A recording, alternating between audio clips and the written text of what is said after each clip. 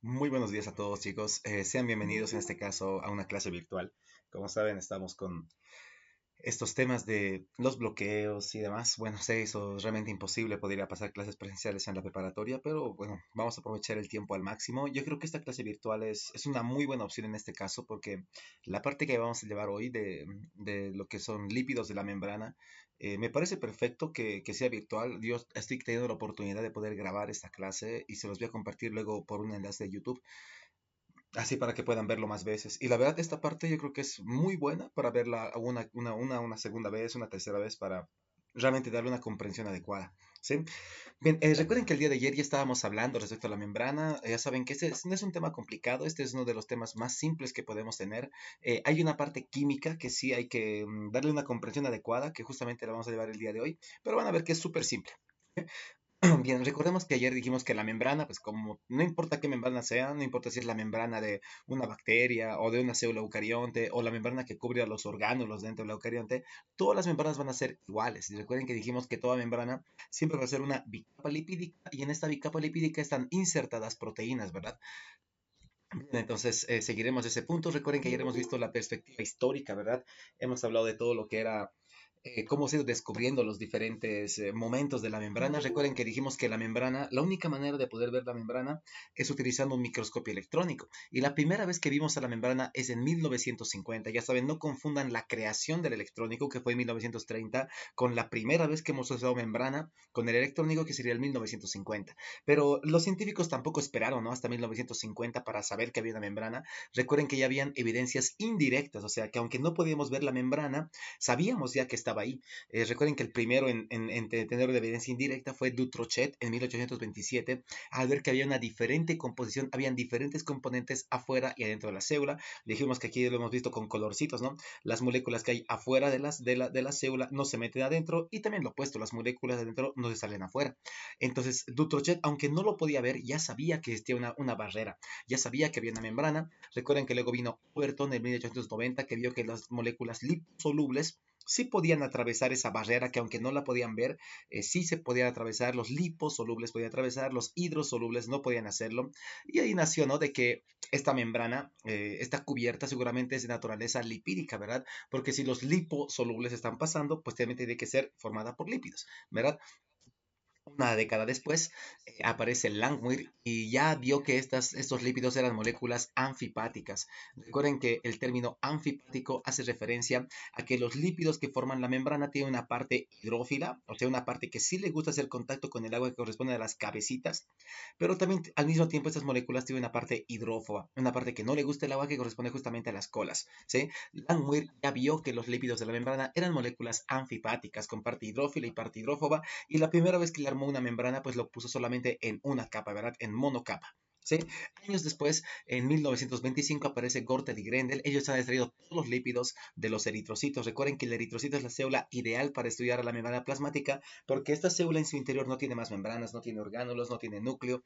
¿Sí? Entonces es la célula ideal para poder investigar a la membrana plasmática. Ellos extrajeron todos los lípidos de la membrana y como era, ¿no?, la teoría que se llevaba hasta el momento, lo acomodaron en una sola capa, como lo que hizo Langmuir, ¿sí? Solo que el área que ocupaba esta única capa realmente ocupaba el doble de lo que debería ocupar la membrana de un glóbulo rojo. Ellos dijeron, o sea, no creo que sea una capa. Entonces, si el área que ocupa es el doble del tamaño de un glóbulo rojo, seguramente la membrana no es una capa, sino son una doble capa. Y nace de ahí lo que conocemos hoy día como la bicapa lipídica, ¿sí?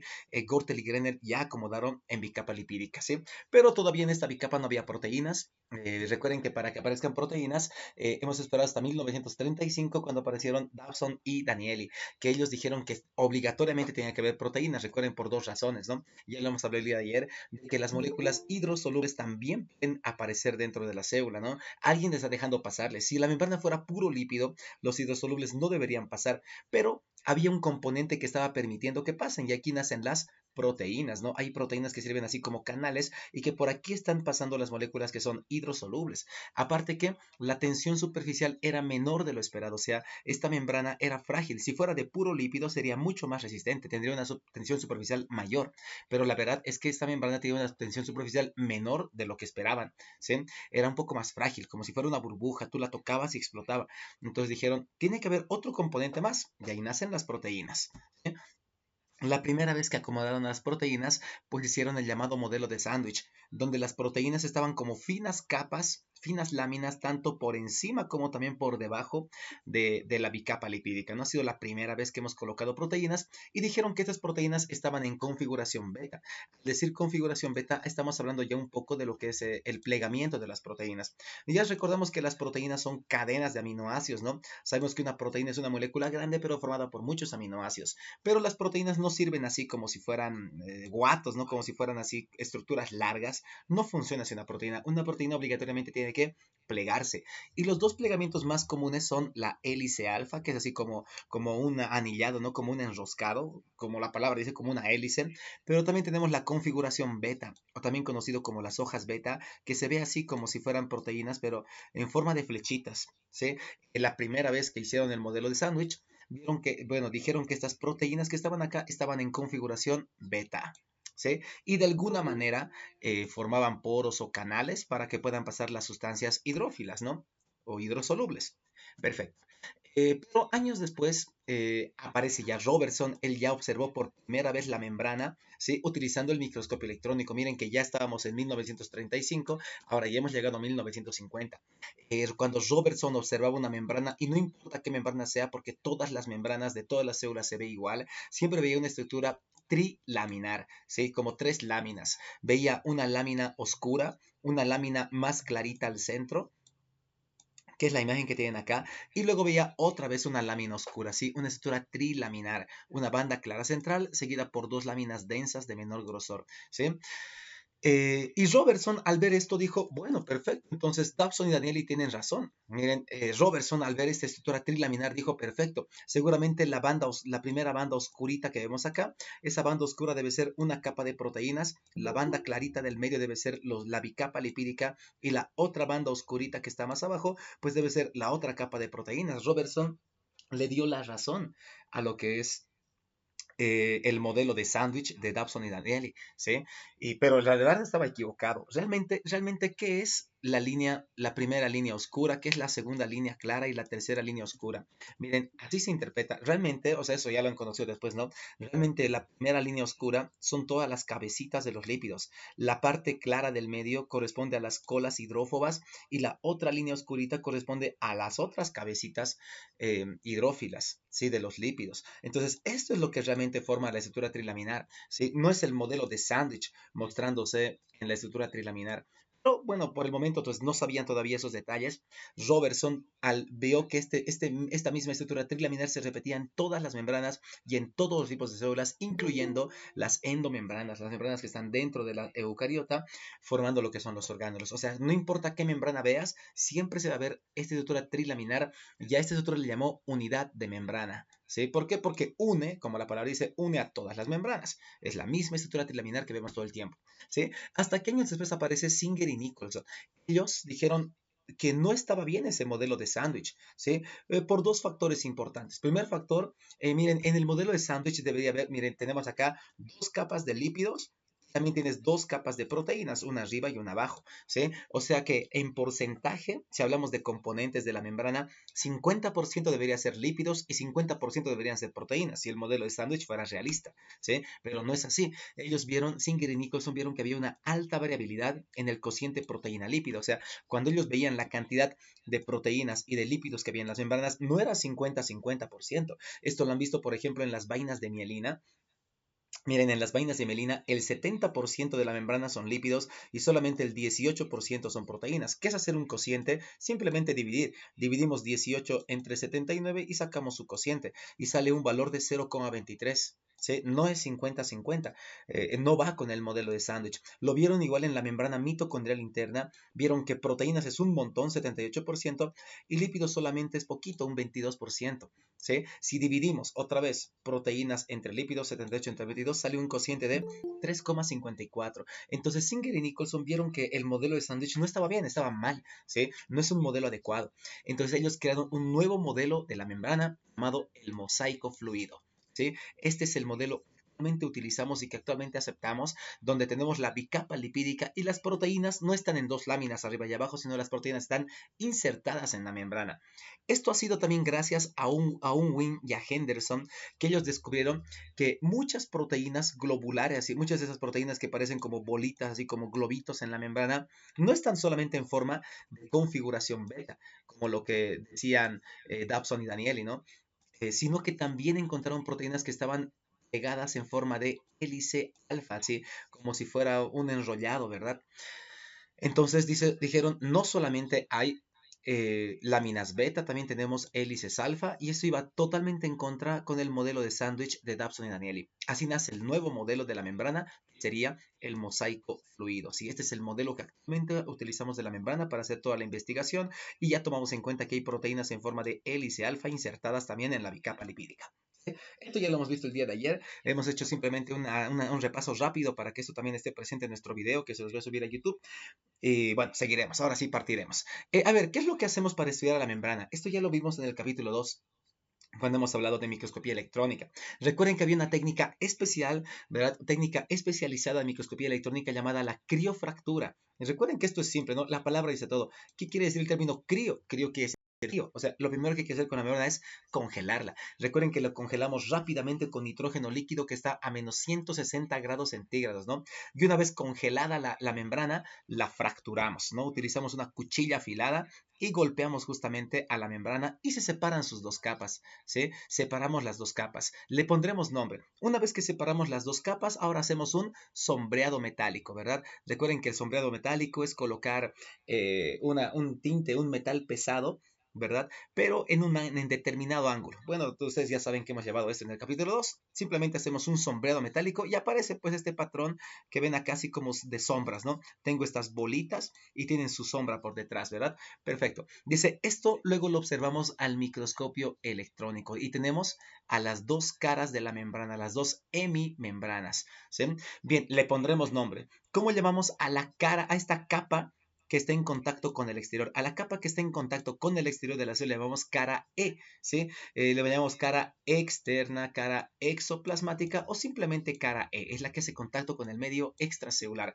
Pero también tenemos la otra capa, la que está en contacto con el interior de la célula, le llamamos la cara interna o también la cara protoplasmática o simplemente la cara P, es la que está en contacto con el citosol. A ver, ¿qué diferencia podemos ver entre las dos capas? Miren la imagen que tenemos acá, que sería de nuestra criofactura. Voy a cambiar un poquito de puntero, no quiero que esto se marque. Vamos a colocar el láser. A ver, ahora sí vamos.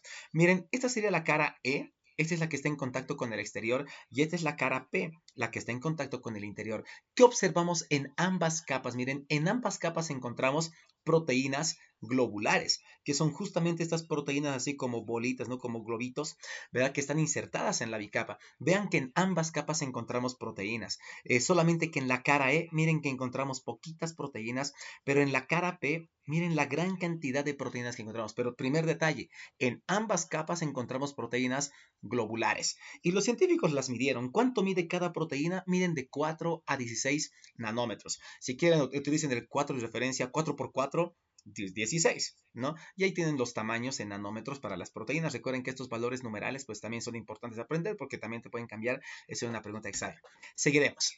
Pero ¿qué diferencia en la cara E y en la cara P? Si ambas tienen proteínas, está la cantidad. Miren, en la hemimembrana P, en la cara P encontramos un mayor número de partículas que corresponden a las proteínas transmembrana, a estas proteínas que están atravesando toda la membrana. En la cara P está la mayor parte. Mientras que en la cara E, ¿qué encontramos? En la cara E también hay proteínas, pero hay muy poquito. Lo que realmente encontramos en la cara E son oquedades. ¿A qué se refiere con oquedades? Oquedades se refiere a estos orificios, ¿sí? A estos huequitos.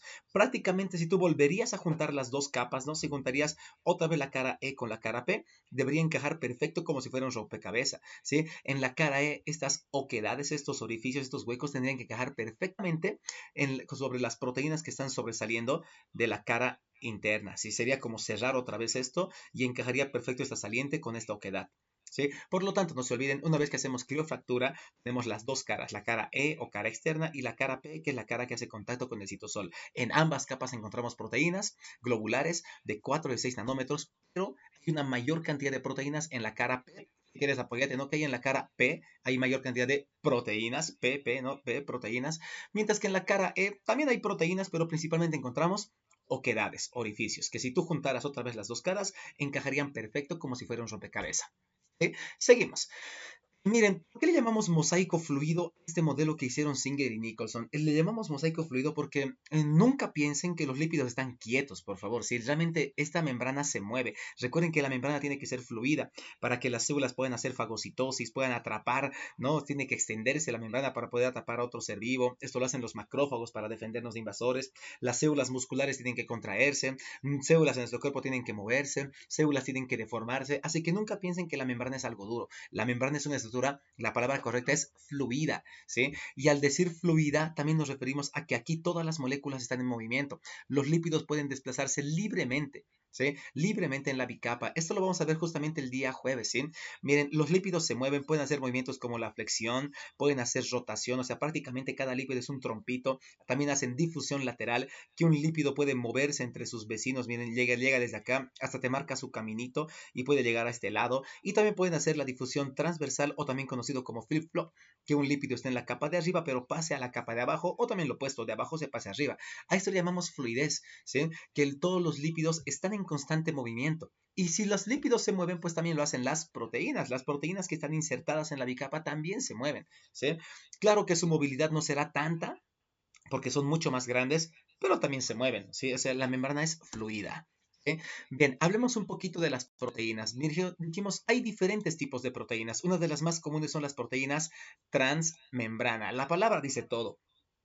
Son proteínas que atraviesan toda la bicapa lipídica, ¿sí? Atraviesan toda la bicapa, tienen la longitud suficiente para ir desde afuera y terminar adentro, ¿sí? Pero no todas las proteínas son transmembrana, hay otras proteínas que van a ser diferentes, ¿sí? Miren, por ejemplo, tengo esta proteína que está insertada, unida a la bicapa, pero no atraviesa las dos capas, está insertada solamente en una, ¿sí? Hay otras como esta, por ejemplo, miren que la tengo acá en la membrana, o sea, está adherida a la membrana, pero realmente esta proteína no está insertada en ninguna capa. Alguien le está agarrando. En este caso le llamamos proteínas unidas a lípidos. Aprovecho un lípido de la membrana para que agarre esta proteína y esta proteína así no se vaya lejos, sino que se mantenga ahí cerca a la membrana.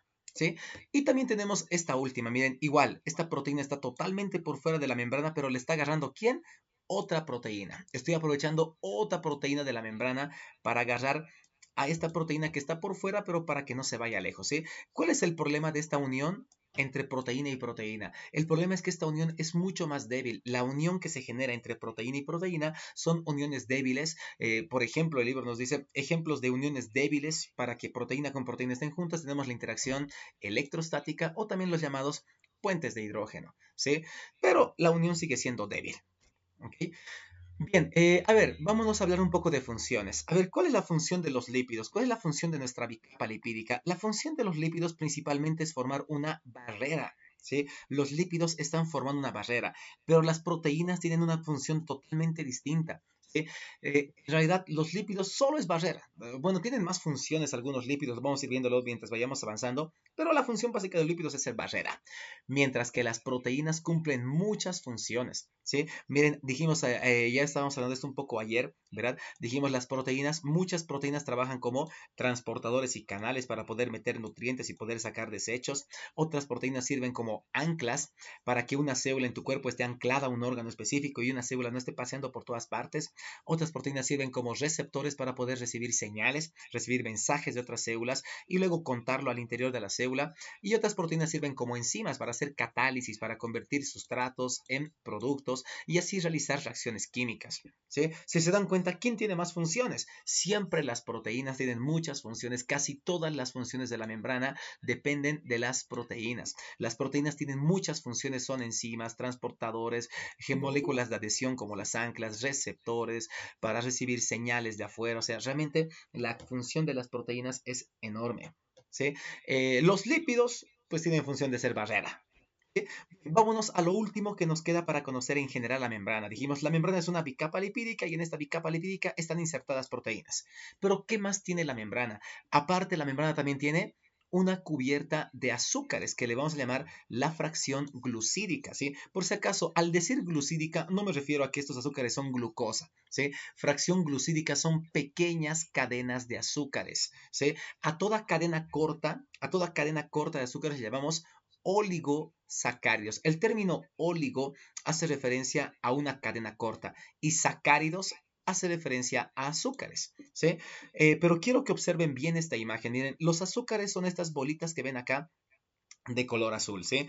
Como dijimos, al decir que fracción glucídica no te está diciendo que sea glucosa exclusivamente. Tal vez algún azúcar sí puede ser glucosa, pero seguramente otra bolita puede ser otro azúcar como galactosa, otro puede ser manosa, otro puede ser fructosa, otro un azúcar como el ácido ciálico, otro N-acetilgalactosamina, N-acetilglucosamina, no sé, N-acetilneogramínico. O sea, azúcares hay un montón. Tú puedes jugar a la combinación que quieras en estas fracciones glucídicas, pero no se olviden, estas fracciones glucídicas de azúcares son pequeñas cadenas y cortas, llamadas oligosacáridos. Siempre que vean el término oligo, se refiere a cadena corta. Sacáridos, pues es que son azúcares. Pero aquí hay una regla. Estas cadenas cortas nunca están solos en la membrana. Estas cadenas cortas se unen a lípidos para formar glucolípidos. La palabra te dice, ¿no? ¿Qué es un glucolípido? Es un lípido que tiene una fracción glucídica. Cuidado, digan glucosa, no es glucosa, ¿sí? O también estas fracciones glucídicas tienen a proteínas, como lo que vemos acá, miren, proteína con fracciones glucídicas, formando glucoproteínas. ¿Sí? Entonces, miren, aquí también tenemos esta última parte, una fracción glucídica. Y ahora vean la regla. Estos azúcares, ¿hacia dónde siempre están mirando? Estos azúcares siempre van a mirar hacia el exterior de la célula, hacia afuera, haciendo que prácticamente la célula sea algo así. La célula termina siendo así su membrana, aquí tiene su núcleo, y es como si le estuvieran saliendo pelitos por todas partes, ¿sí? Esos son los azúcares. Esta sería una percepción tal vez un poco más realista de lo que es la membrana, ¿sí? Así tendría que ser nuestra membrana. ¿Cómo llamamos a toda esta cubierta de azúcares que salen como pelitos? Le vamos a llamar glucocáliz. ¿Sí? Esto ya lo vamos a analizar más adelante en el libro. ¿Sí? Pero ojo, no se olviden, los azúcares siempre están saliendo hacia el exterior de la célula, como si tuviera pelitos. Hacia el interior no encontramos azúcares. Vean acá en la imagen, hacia adentro no hay azúcares. Por adentro solamente encontramos el citoesqueleto de la célula, que el citoesqueleto también se une con la membrana para que la membrana también tenga un punto de apoyo, un punto de agarre prácticamente, ¿no? El citoesqueleto, como la palabra dice, es el esqueleto de la célula y también va a llegar hasta la membrana, pero se agarra por adentro en la cara citosólica. ¿Sí? Bien, este tema justamente se parte en tres segmentos. ¿En qué se parte este capítulo? Este capítulo lo estudiamos de esta manera. ¿Sí? Tenemos tres componentes esenciales, lípidos, proteínas y azúcares, y así se parte nuestro tema. En la primera parte de este capítulo vemos a la bicapa lipídica, es decir, estudiamos solamente lípidos. En la segunda parte estudiamos proteínas y en la parte final estudiamos a la fracción glucídica, ¿sí? A los azúcares. ¿Sí? Comencemos entonces. Comencemos. La primera parte va a ser estudiar lípidos de la membrana. Esta parte ya es importante, tomen en cuenta todo lo que vamos a decir, es súper importante para darle la comprensión no solamente a este tema, sino también al tema siguiente que es microtransporte y al subsiguiente que va a ser macrotransporte. ¿Sí? Estos tres temas van conectados, así que haremos un buen trabajo. Para empezar, cuando hablamos de lípidos de la membrana, ¿cuántos tipos de lípidos tenemos en la membrana? En la membrana tenemos tres tipos de lípidos fundamentales. Por favor, aquí cambiamos un poco la teoría básica, ¿no? Este no es un libro tal vez tan básico de biología y de medicina, este es un libro ya un poquito más exigente, así que no comiencen con esto. Yo sé que gran parte de lípidos se dice, los tres tipos de lípidos son fosfolípidos, glucolípidos y colesterol. No, aquí no, ¿sí? Aquí hacemos una denominación muy diferente. ¿sí? Y vamos a llegar también a este punto de que hay fosfolípidos, hay glucolípidos, hay esteroles, pero la clasificación es diferente. Escuchen bien lo que voy a decir, ¿ok? ¿Cuáles son los tres tipos fundamentales de lípidos? Son primero, los glicerofosfolípidos, ¿sí? Glicerofosfolípidos, luego tenemos a los esfingolípidos, ¿sí? Yo sé que si ustedes se pueden ver este cuadro y dicen, ¿y dónde están los esfingolípidos? Es que aquí no los tenemos en un apartado diferente. Realmente los esfingolípidos son los lípidos que llevan una molécula llamada esfingosina, ¿sí? Que lo pueden observar acá, miren, aquí tengo esfingosina y aquí también tengo esfingosina. Así que realmente los esfingolípidos se parten en dos subgrupos que son las esfingomielinas, te lo dice, ¿no? Esfingo, tiene la molécula esfingosina, y también tenemos a los esfingolípidos, también te dice esfingo, ¿por qué tiene esfingosina? ¿Sí? Por lo tanto, pues, una vez más, ¿cuáles son los tres tipos fundamentales de lípidos? Primer tipo son los glicerofosfolípidos, segundo tipo son los esfingolípidos que se parten en estos dos grupos, y por último tenemos a los esteroles. Perfecto. Esos son nuestros tres tipos de lípidos que encontramos en la membrana. ¿Sí? Bien, vámonos atrás. Si se dan cuenta entonces, no solamente existe un tipo de lípido, hay varios tipos de lípidos en la membrana. Aunque la mayor parte tenga esta apariencia de tener una cabecita y dos colitas, no son todos iguales, los lípidos son diferentes. Por lo tanto, comenzamos con esto. Decimos que los lípidos son un grupo heterogéneo. Hetero quiere decir diverso, diferente. ¿Sí? Es un grupo heterogéneo de lípidos. Y como toda molécula que forma nuestro cuerpo, pues son moléculas orgánicas. Recuerden que es ¿Qué átomos encontramos harto en las moléculas orgánicas? Principalmente formados por carbono, hidrógeno, oxígeno y bueno, yo sé que ustedes conocen molécula orgánica formada por el chon, ¿verdad? El chon, carbono, hidrógeno, oxígeno, nitrógeno, sí, ya sé, pero los lípidos de la membrana no tienen nitrógeno, ¿sí? Por lo tanto, son moléculas orgánicas, sí, pero formadas por carbono, hidrógeno y oxígeno. Nitrógeno aquí no encontramos, ¿sí? Y algo que ya sabíamos. Dijimos, estos lípidos son sustancias anfipáticas. ¿A qué nos referimos con que estos lípidos son anfipáticos? Que tienen una parte hidrófila, ¿sí? Que sí le gusta hacer contacto con el agua. Hidro es agua, filia es algo que te gusta, que justamente corresponde a las cabecitas, ¿sí? ¿Qué otro término utilizamos para decir que algo es hidrófilo, que le gusta el agua? También podemos utilizar el término polar, ¿sí? Por lo tanto, tenemos una cabeza que es hidrófila o también llamada polar, que le gusta hacer contacto con el agua, ¿sí? Ahí están, miren, las cabecitas siempre en contacto con el agua, ya sea el agua de afuera de la célula o el agua que está adentro de la célula. Pero también tenemos una parte hidrófoba, una parte que no le gusta el agua, o también conocida como apolar, que justamente corresponde a las colitas, ¿no? A estas cadenas hidrocarbonadas, a estas dos colas, ¿sí? Y miren, como dijimos, ¿dónde hay harta agua? Tenemos harta agua afuera de la célula y harta agua adentro de la célula. ¿Quién va a hacer contacto con el agua? Siempre las cabezas. Por eso tenemos tanto cabezas hacia adentro y cabezas hacia afuera. ¿Y dónde quedan las colas hidrófobas? Todas las colas hidrófobas quedan aquí en el interior de la bicapa, ¿sí? Ocultas del agua, no hacen contacto con el agua, se han ocultado aquí al centro, ¿sí? Y así formamos nuestra bicapa lipídica. ¿Sí? Perfecto. Sigamos. Algo básico. Ahora, escuchen bien esto. Esta es una parte muy simple. A ver, ¿cómo podemos agrupar? ¿Cómo podemos juntar lípidos y construir agregados? O sea, construir membranas. Escuchen bien. Dice, podemos crear dos tipos de agregados de lípidos. Está la bicapa, pero también está la micela. ¿Sí? A ver, ¿de qué depende si se forma bicapa lipídica, que es lo que conocemos, ¿no? Lo que ya conocemos de la bicapa, o cómo se forma una micela? Ahorita vamos a conocer lo que es la micela. Dice, para formar o bicapa o para formar micela, esto depende de la forma que tenga tu lípido. Dependiendo qué forma tenga tu lípido, podemos construir dos tipos de agregados microscópicos, que pueden ser la micela o la bicapa. A ver, entonces le echaremos un buen ojo. Sí, le echaremos un buen ojo.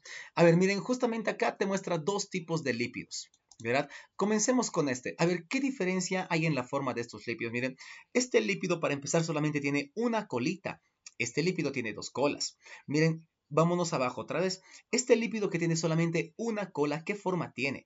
Este lípido tiene forma de cuña. Sí, yo sé que dirán, pero tiene forma de cono. Ya sé que es un cono, pero también le llamamos cuña. ¿Sí? Este lípido que tiene forma de cuña es porque solamente tiene una sola cola hidrocarbonada. ¿Cómo también podemos llamar a las colas? Porque cola hidrocarbonada es muy largo. También les podemos llamar a las colas ácidos grasos. ¿Sí? Porque es la parte que es grasa, ¿no? Dijimos, es la parte que es hidrófoba. ¿Sí? Las grasas justamente son hidrófobas. Por eso justamente a la colita también le llamamos ácidos grasos. ¿Sí?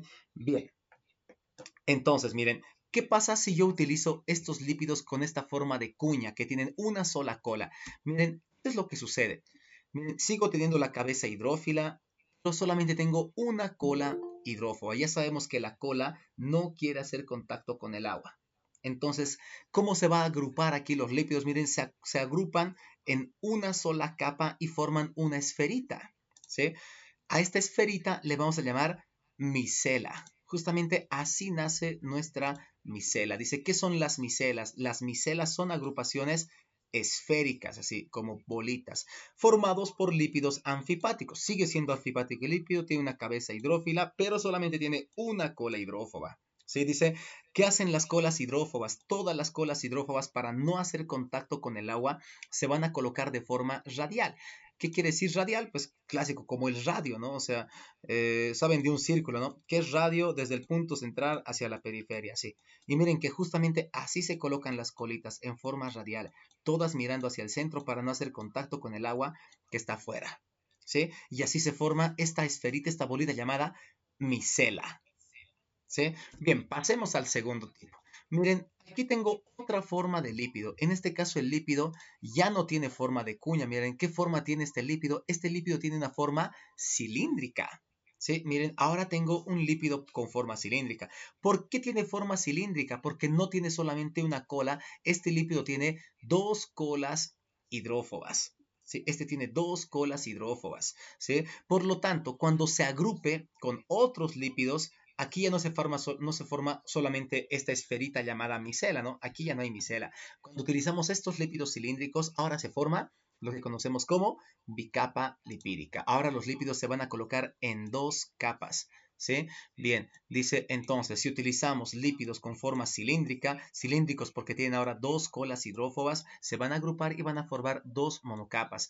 ¿Dónde quedan las colas? Miren, las colas hidrófobas quedan frente a frente, que quedan frente a frente. Todas las colas se miran frente a frente, finalmente quedan enfrentadas al medio. ¿Sí? Y así formamos a la bicapa, que es lo que realmente nos interesa conocer. La micela existe, pero no lo vamos a estudiar mucho porque no nos interesa. Estamos en membrana y la membrana justamente es una bicapa lipídica. ¿Sí? Ahora, ¿en qué lípidos tienen justamente dos colas? Los lípidos que tienen dos colas y van a formar bicapas son justamente los glicerofosfolípidos y los esfingolípidos, que es lo que estábamos viendo más adelante, ¿no? Justamente dijimos cuáles son los tres tipos de lípidos fundamentales: los glicerofosfolípidos, que tienen sus dos colitas, que son los dos ácidos grasos. Voy a cambiar al láser, miren, ahí estamos, ahí están sus dos colas, seguramente van a formar bicapa. Y también tenemos a los esfingolípidos, que también tienen dos colas, ¿sí?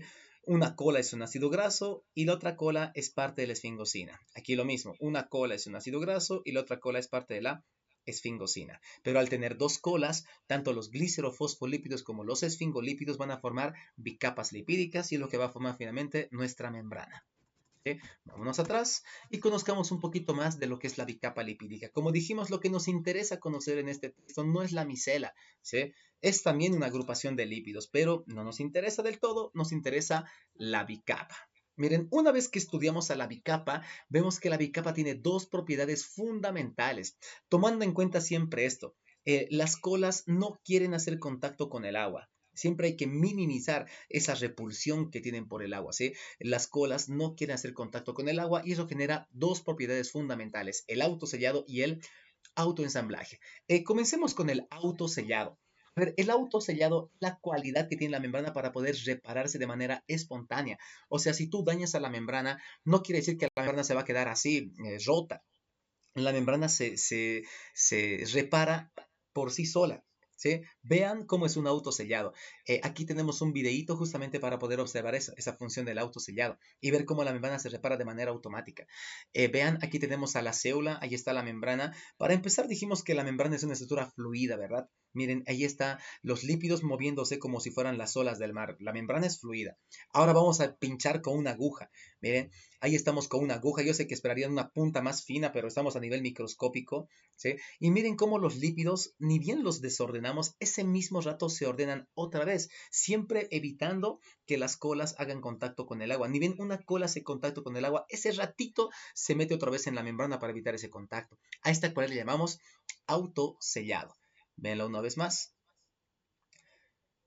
Ahí estamos, miren, ahí estamos dañando la membrana una vez más para desordenar lípidos y miren cómo se repara de manera espontánea, ¿sí? Así nuestras células también pueden sufrir de cierta manera algunos daños, pero nuestras células no se mueren de manera espontánea, la célula no se destroza, no explota como si fuera un globo, se repara. Esto es gracias a este mecanismo llamado autosellado. A ver, ¿qué pasa si nosotros alteramos esta función? ¿Qué pasa si le quitamos el autosellado a una membrana? Entonces, si tú le quitas el autosellado, tú le harías un hueco a la membrana y ese hueco ya no se repara. Todas las moléculas de afuera se meten adentro, las moléculas de adentro se salen afuera y la célula terminaría muerta. Si alteramos el autosellado, las células mueren. Y justamente este es el mecanismo de acción que utilizan algunos fármacos que utilizamos contra agentes infecciosos como bacterias, hongos, virus, ¿sí? Justamente buscamos aplicar este autosellado para que estos seres vivos mueran. Existen dos grupos de fármacos que justamente afectan el autosellado, que son los fármacos llamados polimixinas y también tenemos a los macrólidos polienos. Estos dos fármacos afectan el autosellado para matar agentes infecciosos. Pero también esta propiedad de quitar el autosellado también lo utiliza nuestro propio sistema inmunitario. Nuestro sistema inmunitario también sabe que para atacar patógenos también puede afectar a su membrana. Aquí tenemos dos elementos del sistema inmunitario que son las proteínas del complemento. Si lo van a conocer ya cuando lleven el capítulo del linfático en Morfo. Y también tenemos a los linfocitos citotóxicos, ¿sí? Estos afectan el autosellado justamente para destruir patógenos. Lo que hacen el complemento y los linfocitos citotóxicos es generar poros en la membrana y huecos que son imposibles de arreglar. Ya no permitimos el autosellado y estos seres vivos pues terminan muriendo. Así de esta manera destruimos patógenos. ¿Sí? Bien, sigamos. A ver. Bien, como dijimos, hay dos propiedades importantes, el autosellado y el autoensamblaje. Hablemos un poco del autoensamblaje. La verdad, el autoensamblaje ha sido algo investigado un poco más in vitro, o sea, en un laboratorio. A ver, ¿qué pasa si tú tienes lípidos, o sea, todavía no formando ningún tipo de agregado, lípidos libres, los agarras con tu mano y estos lípidos los botas ese momento al agua? Dice, cada vez que los científicos hacían esto, agarraban lípidos y los botaban al agua, automáticamente se ensamblaba la bicapa lipídica y también se ensamblaban así esferas, era de manera automática. Recordemos que las colas hidrófobas no les gusta hacer contacto con el agua. Entonces, cuando ellos agarraban lípidos y lo botaban al agua, automáticamente se formaban bicapas y esta bicapa se plegaba sobre sí misma hasta formar así esferitas, bolitas, hasta formar estas bolitas les llamamos vesículas. ¿Sí? Y esto era algo automático. ¿Por qué ocurre esto? Miren, por si acaso, una bicapa lipídica nunca va a poder ser así como lo que ven acá arriba, así como una hoja, como una lámina plana. Imposible. ¿Por qué? Porque las colas hidrófobas harían contacto con el agua en los extremos. ¿Sí? Dice, las colas hidrófobas estarían expuestas al agua en los bordes, aquí en este borde, y esto no puede ocurrir. Dijimos, la cola hidrófoba no quiere hacer contacto con el agua. Entonces, ¿qué hace la membrana? Automáticamente se ensambla en vesículas, así en esferitas, en bolitas, ¿sí? Para que las colas hidrófobas no tengan cómo hacer contacto con el agua.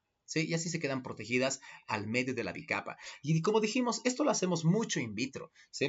A las vesículas que nosotros formamos in vitro en el laboratorio les llamamos liposomas. ¿Sí? Y los liposomas son útiles. Miren, justamente usamos liposomas, así, o sea, membranas creadas de manera artificial en el laboratorio para poder estudiar cómo funcionan los fármacos. A ver, si tú quieres que un fármaco sea eficiente, tiene que poder ingresar al interior de las células. Si un fármaco no atraviesa la membrana y no ingresa al interior de la célula, ese fármaco no va a poder ejercer su función. Ahora, ¿cómo sabemos si un fármaco atraviesa o no atraviesa membranas? Pues lo investigamos justamente en liposomas. Los liposomas, estas membranas creadas en laboratorio, son muy importantes para poder vehiculizar a su diana terapéutica, o sea, para poder ver que un fármaco está ingresando a la membrana y está generando su efecto terapéutico, así para aumentar los efectos beneficiosos y disminuir los efectos tóxicos. ¿Sí? Si tú quieres que un fármaco sea eficiente, tienes que investigarlo primero en liposomas y ver que este fármaco atraviese la membrana del liposoma y llegue al interior de la célula. ¿Sí? Por si acaso, tomen esto en cuenta. Los fármacos que usamos los médicos son fármacos, bueno, buscamos un buen objetivo, ¿no? Buscamos hacer terapia.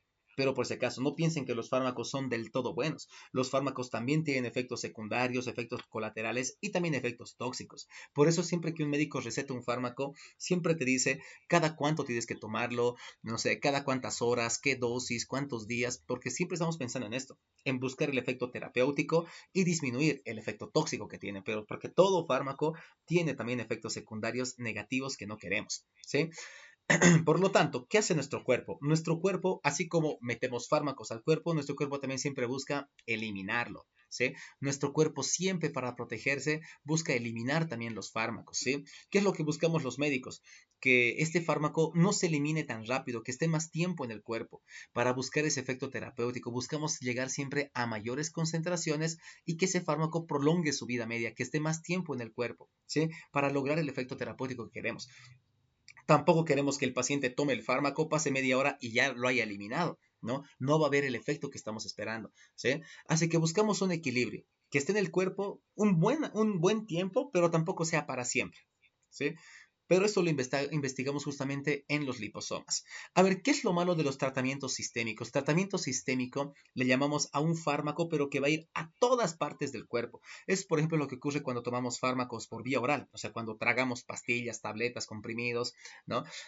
Cuando nosotros tragamos un fármaco y se va por la vía digestiva, llega al intestino y el intestino absorbe el fármaco. Una vez que el intestino absorbe el fármaco, pasa a la sangre y de la sangre va a todo el cuerpo. A ver, ¿qué pasa si yo quería que un fármaco haga efecto en el hígado?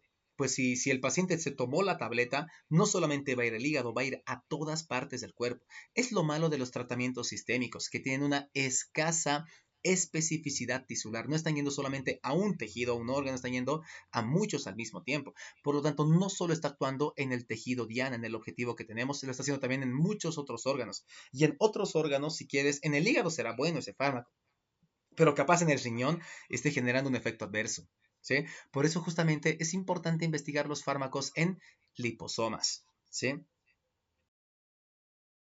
Membranas para ver si está ingresando mucho tiempo, poco tiempo, si está generando efectos beneficiosos, si está generando efectos tóxicos. Muy importante los liposomas para ver cómo trabajan los fármacos, para así aumentar el efecto beneficioso y disminuir la toxicidad. Bien, vámonos a esta parte. Esta parte es fundamental, así escúchenla muy bien. Es simple, la verdad, no es muy complicado, pero háganle em, ¿qué puedo decir? La conexión más simple posible con esto, ¿sí? Primero, entiendan lo que estoy diciendo, no se pasen directamente a memorizar cosas que no entienden. Primero, entiendan lo que voy a decir, entendamos cómo están formados los lípidos y luego ya tu trabajo personal es empezar a memorizar términos, palabras nuevas, compuestos químicos, pero en esencia comprendan primero cómo está formado cada lípido. Como dijimos, estamos en los lípidos de la membrana. ¿Cuántos lípidos fundamentales hay en la membrana? Hay tres tipos, que son los glicerofosfolípidos, los esfingolípidos, que los partimos en estos dos grupos porque ambos tienen la molécula de esfingosina, ¿sí? Los esfingolípidos se caracterizan por tener esfingosina. Y por último tenemos al último grupo que son los esteroles. A ver, comencemos con esto. Hablemos un poco de los ácidos grasos. ¿Qué son los ácidos grasos? Los ácidos grasos justamente corresponden a estas colitas, ¿sí? Son las colas. A ver, los tres tipos de lípidos, ¿cuáles tienen estas colas? Dice, los ácidos grasos son componentes esenciales, pero solamente de los dos primeros grupos. Solamente los glicerofosfolípidos tienen ácidos grasos y también los esfingolípidos tienen ácidos grasos, pero los esteroles no lo tienen. Sí, los esteroles no tienen ácidos grasos. Los ácidos grasos son componentes esenciales solamente de los dos primeros grupos. Conozcamos un poco de estos ácidos grasos que son las colas. ¿Sí? Para empezar, un ácido graso, como la palabra dice, son grasas. ¿Sí? Es la parte hidrófoba. ¿Sí? Es la parte hidrófoba de nuestros lípidos. Y son largas cadenas hidrocarbonadas. ¿Por qué decimos que son hidrocarbonadas? Vean sus componentes. Por si acaso aquí hidro no quiere decir agua, ¿no? Porque ya sabes que estos son grasas, el agua no les gusta. El término hidrocarbonado va por los átomos que le forman. Miren, estas colas están llenitas de hidrógenos y carbonos. Ahora, ¿cómo clasificamos a las colas? Pues dependiendo su longitud, ¿sí? Hay colas que van a ser cortas y colas que van a ser largas. ¿Eso de qué depende? De la cantidad de átomos de carbono que tenga. Dice, ¿cuándo consideramos que un ácido graso es cortito? Cuando tiene 12 carbonos nada más. ¿Cuándo consideramos que es grandote? Cuando tiene 20 átomos de carbono. Esto es como la población de personas, de humanos. Hay gente pequeña, ¿sí? Que sería seguramente como tener 12 carbonos. Hay gente grande, ¿no? Alta, que sería como tener 20 carbonos, pero también está la gente promedio, lo más común, ¿sí? A ver, aquí es lo mismo. Dijimos, ¿cómo categorizamos a los ácidos grasos? Por la cantidad de carbonos que tienen. Cuando decimos que es chiquito, cuando tiene 12 carbonos. Cuando decimos que es grande, cuando tiene 20 carbonos. ¿Cómo se colaboran con esto más fácil? El número 2 es tu clave. 12, 20, miren, se repite el 2, 2, 2, 2, perfecto. Pero como dijimos, así como hay pequeños y grandes, también está el promedio, lo más común. ¿Qué es lo más común en los ácidos grasos? Tener de 16 y 18 átomos de carbono. Ya saben, esto de memorizar números tiene que ser algo ingenioso, algo creativo. Si vas a querer memorizar directamente números, te puedes olvidar de manera rápida. Así que lo que les aconsejo es crear mnemotecnias. Miren, el número 2 es tu clave para el más pequeño y el más grande, 12, 20. Y ahora, ¿cómo aprendemos el más común? Pues no sé, tu edad es 18 años, pues ahí ya tienes un número, ¿sí? Ya sería más fácil, el 16 lo acopla simple, no sé, vean la idea, hagan lo más simple posible las cosas. Ya saben que el mejor estudiante de medicina no es el que más memoriza, el que más rápido aprende números, el que más rápido memoriza términos, no. Medicina es del ingenioso, del creativo, el que sabe convertir lo difícil en fácil, lo complejo en simple. Ese es el trabajo que hay que hacer de verdad, ¿sí? Porque una persona que memoriza mucho, ya memorizará un tema, memorizará dos temas, pero cuando sea un examen parcial realista, así del curso básico en diciembre, y tenga que memorizar 20 y pico temas, y sean 1000 páginas, no va a poder memorizar todo, ¿sí? Ahí hay que utilizar otro tipo de técnicas, así que aprovechemos lo que sí es realmente útil. Vámonos una vez más. Dijimos entonces, ¿cómo clasificamos a estas colas que son los ácidos grasos dependiendo sus cantidad de carbonos que tienen? Puede ser pequeño de 12, puede ser grande de 20 o lo más común de 16 a 18. Si ustedes cuentan aquí carbonos, justamente debe ser lo más común. Aquí tengo 1, 2, 3, 4, 5, 6, 7, 8, 9, 10, 11, 12, 13, 14, 15, 16, 17, 18 cabalito. Hasta las imágenes son perfectas. Ha colocado lo más común. Pregunta, ¿por qué no podemos usar ácidos grasos menos de 12 o más de 20? Porque fuera de este rango no tenemos estabilidad en la membrana. La membrana se volvería inestable y la bicapa lipídica se desarmaría completamente, ¿sí? Por eso es que siempre tiene que ser dentro de este rango de 12 a 20 carbonos, porque fuera del rango no sirve la membrana. Y esta diferencia de que hay colas chiquitas y colas largas también es el principal condicionante que el grosor de la bicapa varíe. Recuerden que dijimos que la bicapa puede tener un grosor o espesor de 3 a 5 nanómetros. ¿Cuándo una membrana es de 3? Pues seguramente cuando los ácidos grasos son cortitos, de 12. ¿Cuándo va a llegar hasta 5 nanómetros? Cuando los ácidos grasos pues sean más largos, de 20. ¿Sí? Por eso es que la bicapa varía en grosor por este largo de las colas. Bien, miren, si observamos a los lípidos, Ana, es lo que nos damos cuenta a simple observación. Vean bien. Miren, aquí tenemos a nuestro lípido clásico, aquí está su cabeza hidrófila y aquí están sus colitas, ¿verdad? Pero ¿qué diferencia ven en la cola? Miren, tenemos una cola que es totalmente recta y otra cola que está chueca. A partir de hoy, ¿cómo llamas a la cola que está recta? A esta cola recta llamamos ácido graso saturado, ¿sí? A este llamamos saturado. ¿Cómo llamamos a la cola chueca? A la cola chueca llamamos ácido graso insaturado. A ver, analicemos un poco de esta cola chueca que está insaturada. A ver, ¿por qué está chueca? ¿Quién es el culpable de que esto esté chueco? Miren, dice, justamente la cola insaturada es por culpa de que hay dobles enlaces. Miren, justamente aquí tenemos un doble enlace y por culpa del doble enlace hay esta insaturación, ¿sí? Ahora, por si acaso, no puedes decir, está chueco, ¿sí? Es la cola insaturada. No, no si es chueco. ¿Cuál es el término ideal en química? Dice, todos los insaturados están en configuración cis, ¿sí? Al chueco le decimos que está en configuración cis. Miren, tanta es la curiosidad de los científicos, dijeron, a ver, ¿y qué tan chuequito está? ¿Qué tanta configuración tiene? ¿Cuánta configuración cis tiene? Si calculamos los grados acá que se generan en esta torsión, exactamente son 120 grados y se ha torcido 120 grados. ¿Sí? Perfecto. Por lo tanto, no se olviden, nuestros lípidos tienen una cola recta llamada cola saturada o ácido graso saturado, pero también tienes una cola, no voy a decir ya chueca, en configuración cis, que sería nuestra cola insaturada. ¿Por qué está insaturada? ¿Por qué está en configuración cis? Todo por culpa de dobles enlaces. El doble enlace está generando una torsión de 120 grados. Y por si acaso, esta cola insaturada va a ser importante. Cuando hablemos de fluidez de la membrana el día jueves, esto va a ser súper importante. ¿Sí? Sigamos. A ver, pregunta de examen clásica, pregunta clásica. ¿Qué ejemplos tenemos de ácidos grasos saturados? ¿Y qué ejemplo tenemos de ácidos grasos insaturados? Recordemos que dijimos que los insaturados son los que tienen esta torsión, ¿verdad? En configuración cis, todo por culpa de dobles enlaces. A ver, vean, qué fácil son los nombres de los insaturados, de los que tienen la patita chueca. Dice, ¿qué tipos de ácidos grasos insaturados tenemos? Está el ácido oleico, el ácido linoleico, el ácido linolénico. Miren, muy similares los nombres. Ácido oleico, linoleico, linolénico. ¿Cuántos carbonos tienen toditos? Todos vienen con 18 átomos de carbono. ¿Y qué diferencia entonces al oleico del linoleico? O sea, ¿qué diferencia a los tres? Es la cantidad de dobles enlaces. El primero, que es el oleico, solamente tiene un doble enlace. El linoleico tiene dos enlaces dobles, mientras que el linolénico, tres enlaces dobles. Si quieren, guíense por el largo de la palabra. ¿Sí? La primera palabra cortita, un solo enlace doble. Linoleico, dos enlaces. Linolénico, tres enlaces. Pero hay un insaturado más. El ácido araquidónico. Miren que el nombre es larguísimo. Como es largo, ponle más de todo. ¿Sí? El ácido araquidónico tiene 20 átomos de carbono, mucho más, y también tiene 4 enlaces dobles, ¿sí? Más que todo, ¿sí? Ya saben, aquí facilito te van a querer cambiar cosas. A ver, conozcamos esto más. ¿Cuáles son los ácidos grasos saturados que justamente corresponde a esta patita recta? ¿Sí? Los ácidos grasos saturados nos pone solamente dos ejemplos, el ácido palmítico y el ácido esteárico. ¿Cuántos carbonos tienen estos ácidos grasos? Lo más común, el palmítico tiene 16 y el esteárico tiene 18 átomos de carbono, porque te dice que es respectivamente. Siempre que te diga respectivo, el primero con el primero y el segundo con el segundo, ¿sí?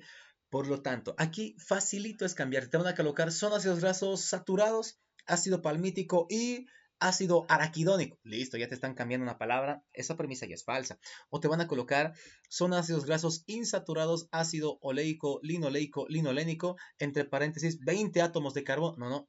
Estos tres tienen 18, los tres con 18, ¿sí? La diferencia es que el primero tiene un enlace doble, el segundo dos enlaces dobles y el tercero tres enlaces dobles. O sea, analicen, ¿sí? Ya saben que esto tiene que ser algo más simple. No busquen memorizar esto así a letra muerta, busquen una idea, ¿sí? Vean que hay una relación entre las cosas. Seguiremos. Como dijimos, hay tres tipos fundamentales de lípidos que son los glicerofosfolípidos, esfingolípidos y los esteroles. Estos tienen ácidos grasos. Ácidos solamente encontramos en los dos primeros grupos. Solamente encontramos en los glicerofosfolípidos. Ahí están sus dos ácidos grasos. Y también lo encontramos en los esfingolípidos. Ahí está su ácido graso y ahí está su ácido graso. ¿Okay? Pero los esteroles no tienen ácidos grasos. Bien, pensemos. Hablemos de los glicerofosfolípidos. La verdad, en su nombre ya te dice todo. Su nombre ya dice todo. Su nombre, aunque tú digas, pucha, qué largo, qué feo, es súper simple. En su nombre están todos los componentes que tiene. Jugaremos, fácil. A ver, ¿cómo está compuesto un glicerofosfolípido? Para empezar, siempre tiene una molécula llamada glicerol. ¿Sí? Siempre tienen una molécula llamada glicerol. En la imagencita que tenemos acá abajo, el glicerol lo están viendo de color rosita. ¿Sí? Bien, ya tenemos glicerol. ¿Por qué el término fosfo? ¿Sí? El fosfo es porque tenemos ácido fosfórico.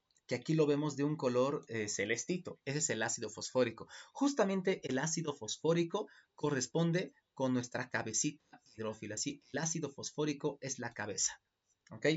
Bien, entonces ahí tenemos el ácido fosfórico o también conocido como el grupo fosfato.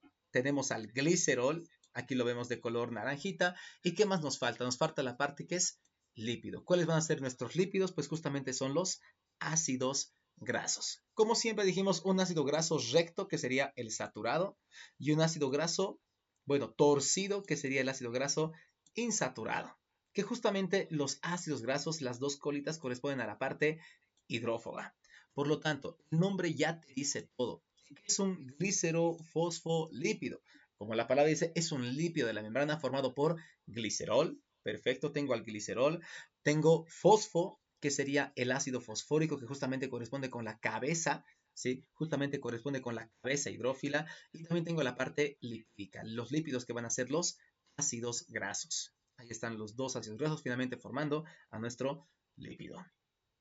Escuchen bien, ¿cómo también puedes llamar a los glicerofosfolípidos? Otro nombre es llamarlos fosfoglicéridos. Es lo mismo, solamente has cambiado el orden. Glicerofosfo lo invertiste. Fosfoglicérido. Es lo mismo, te sigue diciendo, tiene ácido fosfórico y tiene glicerol. Es exactamente lo mismo. Ahora sí, síganme el juego. Esto tiene que ser simple. A ver, ¿cómo llamas a este lípido una vez que ya lo hemos formado? Voy a intentar borrar un poquito estas cosas porque no me gusta ver así todo marcado. A ver, intentaré borrar.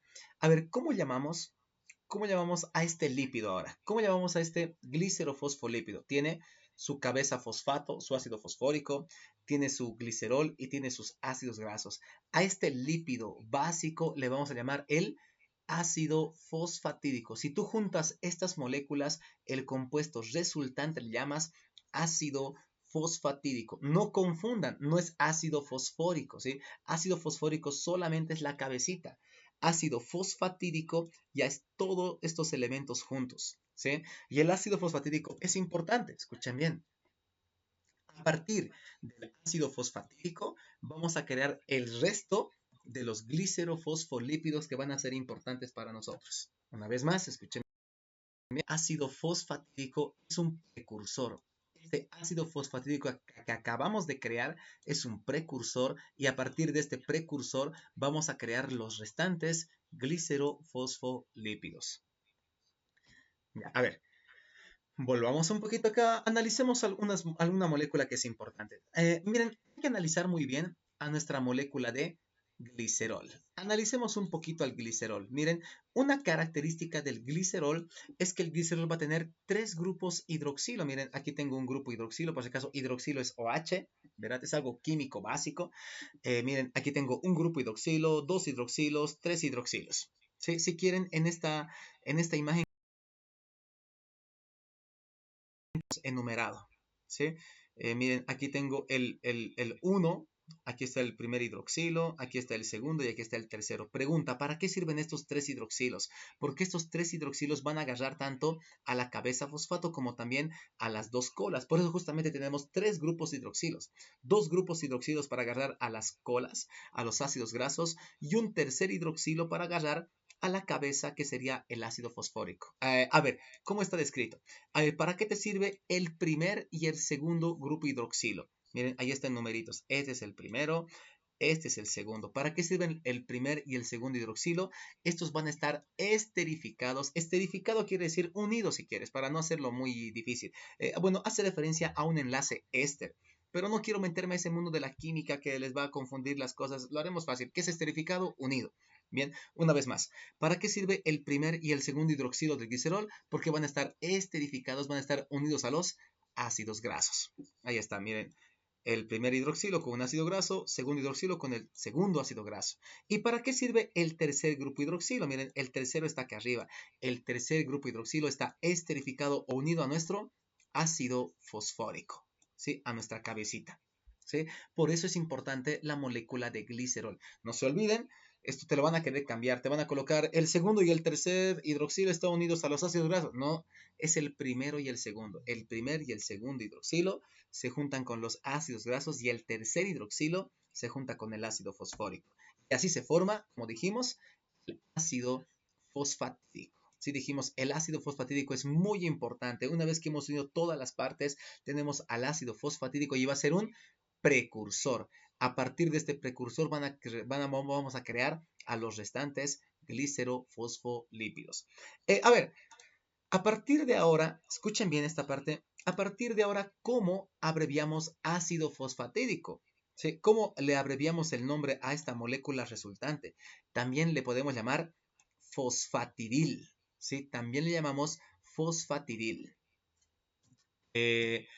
Ahora sí, esto lo haremos lo más simple posible. Dijimos, ¿para qué sirve el ácido fosfatídico o también conocido como fosfatidil? Dijimos, es un precursor. Miren, todos los glicerofosfolípidos tienen esta base. Todos tienen al ácido fosfatídico o también conocido como fosfatidil. Ahí está la cabeza fosfato, el glicerol y las dos colas. Miren, este otro lípido acá al lado, lo mismo. Tiene el fosfato de color amarillito, el glicerol de verde y las dos colas. Ahora, si se dan cuenta, estos dos lípidos son iguales. Ambos tienen esta base que es el ácido fosfatídico. Pero este de la izquierda no quiere ser idéntico al de la derecha. Este dice, yo soy un unicornio especial, yo no quiero ser igual a este. ¿Qué va a hacer para volverse diferente? Sobre la cabeza fosfato se coloca un gorrito. ¿Sí? Miren, sobre la cabeza fosfato se colocó una molécula nueva. ¿Qué se ha colocado en este caso? Se ha colocado colina, un gorrito de colina. ¿Cómo se llama ahora este glicerofosfolípido? Como se colocó colina, ahora se llama fosfatidil colina. Dijimos, ¿qué es fosfatidil? Fosfatidil es el ácido fosfatídico, pero ahora se agregó colina y su nombre completo ahora sería fosfatidil colina. A ver, vean al de al lado. El de al lado igualito, tiene cabeza fosfato, el glicerol y las dos colas. Pero dice, yo no quiero ser igual a este, quiero ser especial. ¿Qué se ha colocado sobre la cabeza fosfato? Este se ha colocado un gorrito, pero de serina, o sea, otra molécula. ¿Sí? ¿Cómo se llama ahora este fosfoglicérido? Ahora se llama fosfatidil serina. ¿Sí? O sea, y eso es lo que hacemos.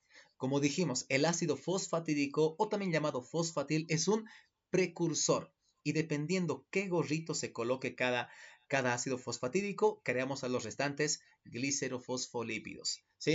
¿Qué son realmente estos gorritos que estamos colocando? Estos gorritos, colina, serina, etanolamina, son realmente alcoholes. Lo que estamos colocando sobre la cabeza son aminoalcoholes. Una vez más, ¿qué pasa si al ácido fosfatídico le agrego colina? ¿Cómo se llama ahora? Fosfatidil colina. ¿Qué pasa si le agrego serina? Ahora se llama fosfatidil serina. Pero ¿qué pasa si le agrego etanolamina? Ahora se llama fosfatidil etanolamina. Solamente al fosfatidil, que sería el ácido fosfatídico, le agregas el nombre de la molécula que se ha colocado. Así de fácil.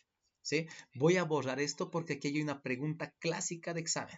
Es una pregunta clásica. Voy a borrar todito esto. Ya, ahora sí. Bien, una vez más dijimos, por lo tanto, el ácido fosfatídico es un precursor y dependiendo qué le coloques al precursor, le pones el nombre completo. A ver, ¿cómo se dan cuenta que lo que estamos agregando son alcoholes? A ver, miren acá, etanol, amina. ¿Qué te dice el término etanol? Es un alcohol, ¿sí? Lo que estamos agregando son alcoholes. Alcohol, colina, o sea, son alcoholes lo que estamos agregando. Escuchen bien esto. Dijimos, ¿qué pasa si le hemos agregado colina? ¿Cómo se llama ahora? Ahora se llama fosfatidil colina, pero tiene un segundo nombre, también se llama lecitina. A la fosfatidilcolina también le podemos llamar lecitina. Fosfatidilserina no tiene segundo nombre, pero fosfatidiletanolamina, este sí tiene segundo nombre. Dice, a la fosfatidiletonolamina también le conocemos como cefalina. A ver, ¿qué es lo que fácilmente te van a cambiar acá? O sea, la verdad, colocarte que si le agregas colina, ahora se llama fosfatidilserina, sería tonto, ¿no? O sea, yo digo, cualquier persona que haga preguntas diría, eso no lo voy a cambiar, es muy fácil, muy simple, se va a dar cuenta. Pero ¿qué es lo que te pueden cambiar los segundos nombres? Te pueden colocar fosfatidilcolina o, y ahí te van a colocar lecitina, ¿no? Te van a colocar, en lugar de lecitina, le van a poner cefalina y listo, te cambiaron el segundo nombre. El segundo nombre es el que hay que aprender también, ojo. Porque si tienes colina, ahora es fosfatilcolina, obvio. Si le colocas serina, ahora es fosfatilserina, obvio. Si le colocas etanolamina, ahora es fosfatiletanolamina, obvio, ¿no? O sea, es muy simple eso. Pero los segundos nombres hay que tener cuidado. A ver, les hago una mnemotecnia simple. ¿Cómo te acuerdas que fosfatiletanolamina también se llama cefalina? fácil, cuando tomas etanol, ¿qué sientes al día siguiente? Etanol es alcohol, ¿no? Cuando tomas alcohol, etanol, ¿qué sientes al día siguiente? Cefalea, dolor de cabeza, ¿no? Pero también tienes que saber que cefalea es dolor de cabeza. Si no sabes que cefalea es un dolor de cabeza, pues no te va a servir la mnemotecnia, tienes que inventar otra. ¿Sí? ¿Cómo te acuerdas que serina no tiene segundo nombre? Porque la palabra dice, la serina ya es un ser por sí solo, ya es un ser, no requiere segundo nombre. Fosfatilserina no tiene segundo nombre. Etanolamina, también llamada cefalina, tomar etanol te genera cefalea. Y para colina te queda pues la lecitina, que sería por omisión, ¿no? Lo que queda. Y así podemos aprender de una manera un poco más simple. Seguiremos. Por si acaso, estos tres son los más comunes. Fosfatidilcolina, fosfatilserina y fosfatiletanolamina son los tres glicerofosfolípidos más comunes que encontramos y en mayor cantidad en las membranas. Pero hay otros más. ¿Sí? ¿Qué pasa si al ácido fosfatídico ahora le agrego inositol? ¿Cómo se llama ahora? Dice, ahora se llama fosfatidil inositoles. Estos también están en la membrana, solamente que están en cantidades más pequeñas. Hay otro más. ¿Qué pasa si al ácido fosfatídico le agrego otro glicerol? Yo sé que van a decir, pero ya tiene glicerol. Sí, pero le estamos agregando otra molécula de glicerol más. ¿Cómo se llamaría ahora? Ahora sería fosfatidil glicerol. ¿Por qué glicerol? Porque le hemos agregado otra molécula de glicerol. Como dijimos, el fosfatidil inositol y el fosfatidil glicerol están en cantidades relativamente pequeñas en la membrana. Sí están, pero en menores cantidades. Este sí es especial. Hablemos de la mitocondria. Miren, una cualidad de la mitocondria es que la mitocondria es un orgánulo muy particular. Para empezar, que este orgánulo está cubierto por dos membranas. Aquí lo vemos de colores. ¿Cómo llamas a esta membrana que le ven de color naranja, que está más externa? Le llamamos membrana mitocondrial externa. Así de fácil. La membrana más externa es membrana mitocondrial externa. Y la que ven más adentro acá de un color como rosita es la membrana mitocondrial interna. Por si acaso, el origen de la mitocondria es muy particular. Este orgánulo, antes de ser orgánulo, era una bacteria. Por eso, la mitocondria comparte muchas cosas con las bacterias. ¿Sí? Ahora, si escuchen bien esto. Dice, ¿qué encontramos en la membrana mitocondrial interna? Esta palabra es clave. ¿Qué encontramos en la membrana mitocondrial interna y también en bacterias? Encontramos a un lípido especial. ¿Sí? Dice, ¿cómo está formado este lípido? Está formado por ácidos fosfatídicos. Dos ácidos, aquí tengo un ácido fosfatídico y aquí tengo un segundo ácido fosfatídico. ¿Sí? Por lo tanto, ¿cómo comenzaría su nombre este lípido especial? Como tengo dos ácidos fosfatídicos, el nombre comienza con difosfatidil. ¿Sí? ¿Qué quiere decir el término di? Dos. ¿Qué era fosfatidil? Fosfatidil eran ácidos fosfatídicos, la abreviatura, ¿verdad?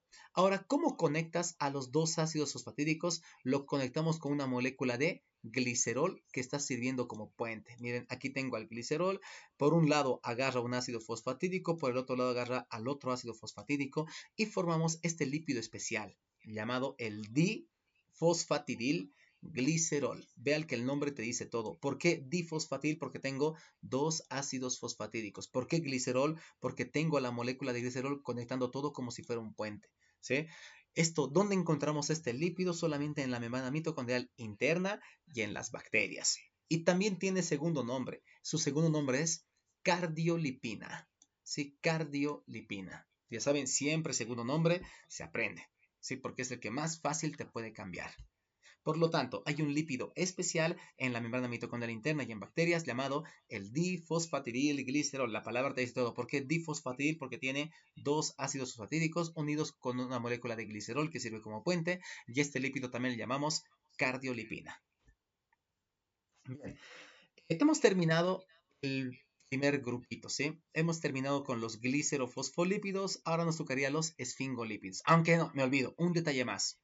Dice, de los tres tipos de lípidos en la membrana, los glicerofosfolípidos son los más abundantes, son los mayoritarios en las membranas biológicas. Lo que más encontramos en la membrana son glicerofosfolípidos. Y estos glicerofosfolípidos también pueden tener carga eléctrica. ¿Sí? También pueden tener carga eléctrica. Escuchen bien. Dice, a ver, ¿cuáles de los glicerofosfolípidos son neutros? Dice, los neutros son la cefalina y la lecitina. Un cacho. ¿Quién era cefalina? Cefalina era la fosfatidil etanolamina ¿Quién era lecitina? Era fosfatidilcolina. Como les dije, hay que aprender segundos nombres, porque con eso es lo que te van a querer jugar en preguntas. ¿Sí? A ver, facilito. ¿Cómo te acuerdas los que son neutros, los que no tienen carga eléctrica? Justamente los neutros son los que tienen segundo nombre. Lecitina y cefalina son los que son neutros. Y otros lípidos que tienen carga negativa. ¿Quiénes son los negativos? Todo el resto, los que no tengan segundo nombre. ¿Sí? Todos los que no tengan segundo nombre son negativos, como la fosfatidilserina, fosfatidilinositol y el fosfatidilglicerol. ¿Sí? Estos tienen carga negativa, los neutros son los que tienen segundo nombre. Así de fácil. Bien, pasemos ahora, para acabar ya nuestra clase de hoy, pasemos finalmente a los llamados esfingolípidos. ¿Sí? Como dijimos, ¿quiénes son los esfingolípidos? Realmente los esfingolípidos existen dos clases, ¿sí? Para empezar, ¿qué caracteriza a los esfingolípidos? Lo que caracteriza a los esfingolípidos es que tienen una molécula llamada esfingosina, ¿sí? Esfingosina. Bien, a ver, aquí en este cuadrito de lípidos de la membrana, ¿quiénes tienen esfingosina? Miren, encuentro esfingosina acá y también encuentro esfingosina acá. Dice, existen dos tipos de esfingolípidos, que son las esfingomielinas y los oso-esfingolípidos. Vean que en su nombre ya te dice esfingo, tiene esfingosina, ¿sí? Para empezar, tienen una estructura análoga a los glicerofosfolípidos. ¿Qué quiere decir que son análogos? Que son similares. Los esfingolípidos también tienen una cabeza hidrófila y también tienen dos colas hidrófobas, igualito. Tienen una cabeza polar o hidrófila y dos colas apolares o hidrófobas. En estructura son análogos, similares. Pero ¿qué cualidad tienen los esfingolípidos? Los esfingolípidos ya no tienen glicerol. ¿Sí? Obvio, en su nombre te dice esfingolípido. Si tuviera glicerol tendría que ser esfingo. Ojo, en el nombre ya te dice todo. Los esfingolípidos ya no tienen glicerol. ¿Qué tenemos en lugar de glicerol? Tenemos una molécula llamada esfingosina. ¿Sí? Ahora, observen bien. Observemos a las dos colas hidrófobas. ¿Cuáles son las dos colas hidrófobas de los esfingolípidos? Una cola sí es un ácido graso. Lo que ven acá, una cola es un ácido graso, una cola es un ácido graso. Pero la otra cola no es ácido graso, ¿sí? No es como los glicerofosfolípidos que tenían dos ácidos grasos como colas. Aquí no. Una cola sí es un ácido graso, pero la otra cola es parte de la molécula de esfingosina. La esfingosina ya viene con una cola. ¿Sí? Bien, jugaremos acá un poquito a hablar de química, ¿sí? Esta parte es química, simplemente escuchen bien. Pero ¿qué hay que hacer entonces? Como la esfingosina ya tiene una cola, hay que agregarle la segunda cola, hay que agregarle el ácido graso, creando un enlace. Este es el enlace que debemos crear, ¿sí? ¿Cómo llamas a este enlace que une la esfingosina con el ácido graso? Le llamamos el enlace amida, ¿sí? Y esto tiene aquí una parte química, escúchenlo bien. ¿Cómo puedo conectar la esfingosina? Aquí lo ves de color, digamos, rosado, ya digamos que sea rosado. En esta imagen, la esfingosina va a ser lo que ven de color negro, ¿okay? Y hay que conectarle con el ácido graso. En esta imagen que tenemos acá, el ácido graso es lo que ves de color rojito. ¿Okay? A ver, le daremos sentido. Dice, ¿qué es lo que hay que hacer ahora? Ahora hay que crear un enlace amida. ¿Cómo creamos este enlace amida? Dice, obligatoriamente utilizamos el grupo carboxilo del ácido graso. Por si acaso, este es su grupo carboxilo. Aprovechamos el grupo carboxilo del ácido graso y lo conectamos con la esfingosina. ¿Pero qué usamos de la esfingosina? Dice, de la esfingosina utilizamos el grupo amino que se encuentra en su segundo carbono, en el carbono 2. Miren, aquí está la esfingosina, lo que ven de color negro. A ver, ¿cómo sabes qué carbono es 1, qué carbono es 2? En química, cuando tenemos cadenas de carbonos, simplemente lo ponemos así como si fueran montañitas, ¿sí? Cada punta es un carbono. Este sería el carbono 1, este sería el carbono 2, este sería el carbono 3, este sería el carbono 4, este sería el 5, así. Dijimos, ¿qué vamos a utilizar de la esfingosina? Aprovechamos el grupo amino, allá perfecto, este es el grupo amino que se encuentra en el carbono 2. Aprovecho esto. ¿Con quién lo voy a juntar? Escuchen bien. El grupo amino que se encuentra en el carbono 2, justamente lo voy a juntar con el grupo carboxilo del ácido graso, justamente lo que tenemos en esta imagen acá abajo. Aquí está carbono 2, ¿no? Con su grupo amino, uniéndose con el grupo carboxilo del ácido graso. Dijimos, ¿cómo llamamos a este enlace? A este enlace llamamos el enlace amida.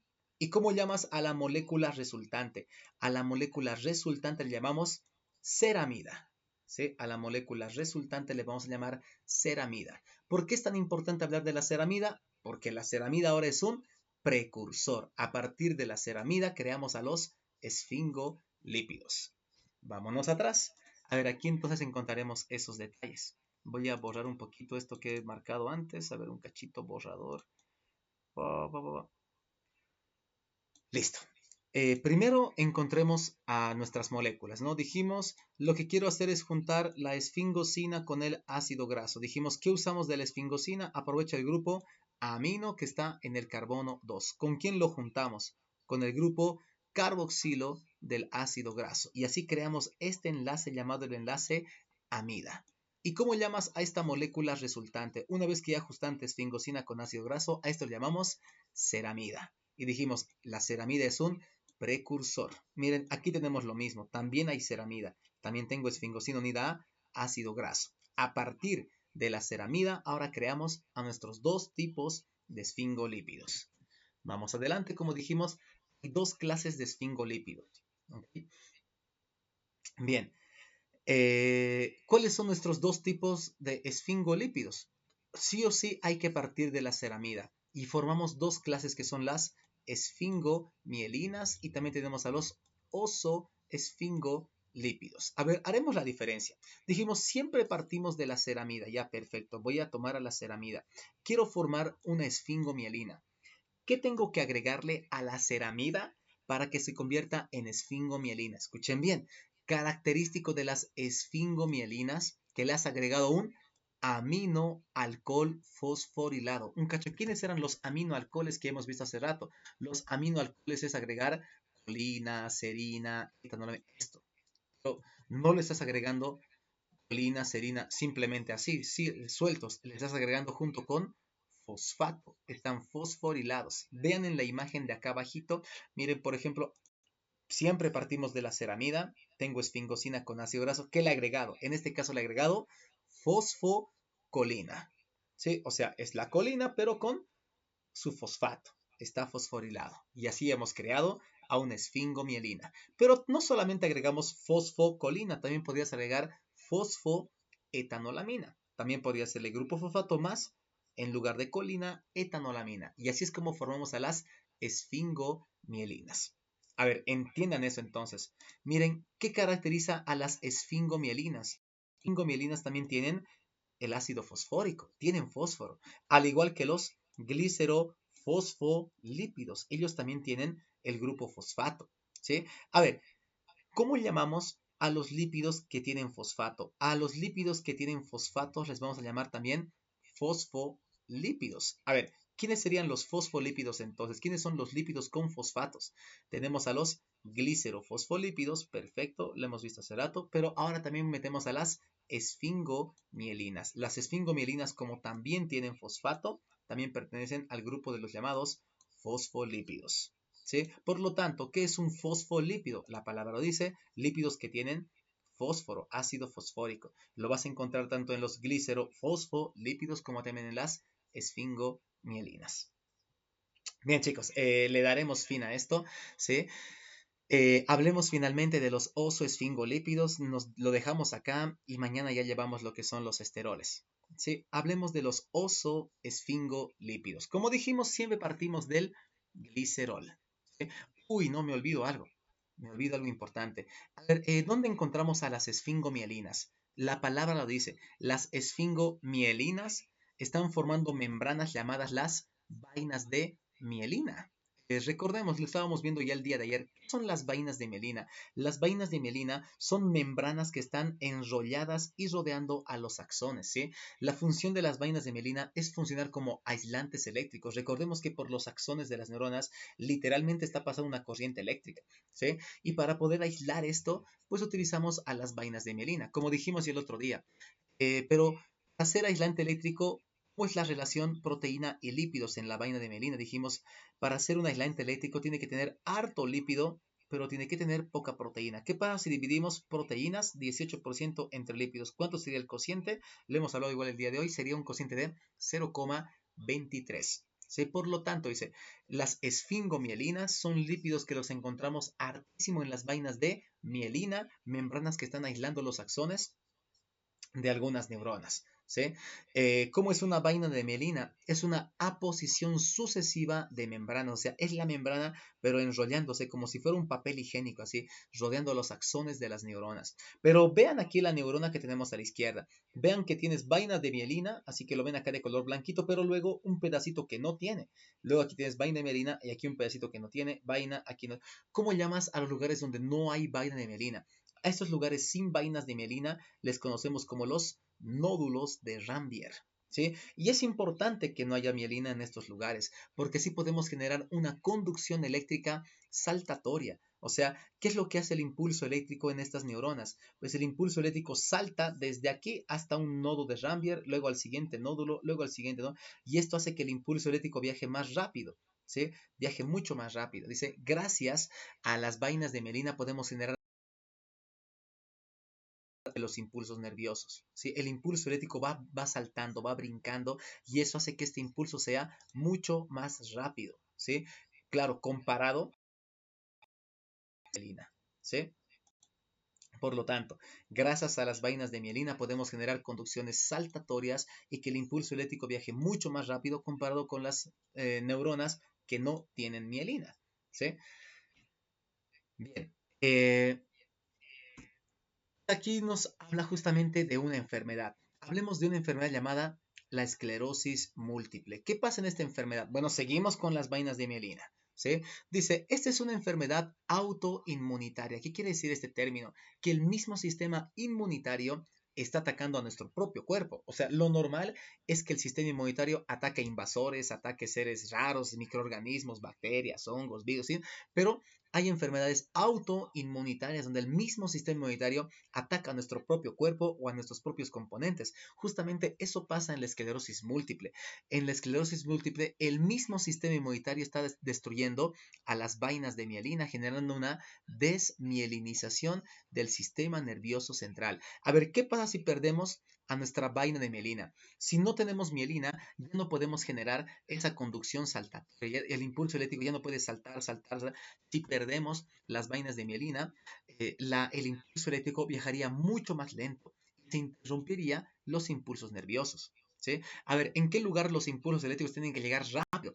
Los impulsos eléctricos llegan rápido principalmente a los músculos para poder reaccionar, ¿no? Como cuando te está por llegar un balonazo a tu cara, pues el impulso eléctrico rápido viaja de tu cerebro a tu mano para que coloques tu mano y evites que te golpee el balón en la cara. ¿Sí?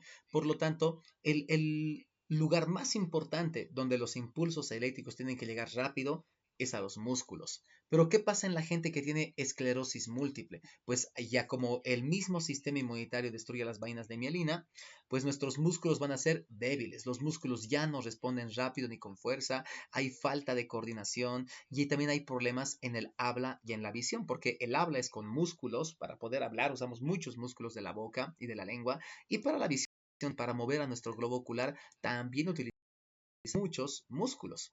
¿Sí? Entonces, esto es lo que vamos a ver en las personas con esclerosis múltiple, principalmente afectada toda la parte muscular. Bien, chicos, nos quedamos acá. El día de mañana vamos a llevar lo que son el día jueves llevamos lo que son los oso-esfingolípidos y los esteroles. Es lo último que nos queda. Esto ya es algo rápido. Y de ahí pasamos ya a la parte que es esteroles. Sí, esteroles, es rápido. Luego hablamos de fluidez de la bicapa. Igual esa es una parte simple. Y de ahí estaríamos el día viernes llevando la parte final, sería ya proteínas de la membrana. ¿Sí? Con proteínas de la membrana ya terminamos el tema y con eso ya hemos cumplido el temario semanal. Si acaso, chicos, tomen en cuenta esto, el examen del día lunes, no del siguiente lunes, no es de todo este capítulo 3. ¿Sí? Vean el temario que les hemos compartido, ¿sí? Ni bien vean proteínas de la membrana del eritrocito, esto ya no entra al examen del lunes. ¿Sí? Por si acaso, siempre para estudiar, vean el temario que les hemos compartido. ¿ok? Pero por si acaso, para los que están aquí presentes y están atentos, ni bien veas proteínas del eritrocito, a ver dónde se encuentra. Ya, una vez que vean estudio de la membrana del eritrocito, eso ya no entra al examen que va a ser el día lunes. ¿Ok? Bueno, chicos, me despido, que estén muy bien. Espero que hayan aprovechado al máximo esta clase. Yo sé que es virtual, es un poco diferente a lo que estamos acostumbrados, pero bueno, tienen que aprovecharlo al máximo, estudiar al máximo. Este video igual yo lo estoy grabando, así que ni bien ya tenga un poco más de tiempo, se los voy a compartir el video por el canal de YouTube para que puedan observarlo una segunda vez si fuera necesario, o una tercera vez, o las veces que ustedes vean necesarias, ¿ok? Bueno, por el momento nos despedimos, que tengan un buen día, estudien y nos vemos el día jueves. Yo sé que hoy día teníamos un examen, así que a ver si les mando un mensajito a las 11 de la mañana, cuando ya terminen la clase de Morfo, podemos pues dar nuestro examen como estaba programado, ya con los chicos del otro grupo, ¿sí? Les mando un mensaje por el grupo de WhatsApp para que puedan unirse y podamos dar nuestro examen del día. Espero que hayan estudiado, ¿no? No creo que porque han dicho, uy, hay bloqueo, pues no estudien, ¿no? Eso ya es algo automático. Ustedes tienen que trabajar de manera automática. Nos vemos el día jueves y más tarde, pues ya vemos este tema del examen para darlo a las 11 de la mañana. Que tengan un buen día y nos vemos pronto. No.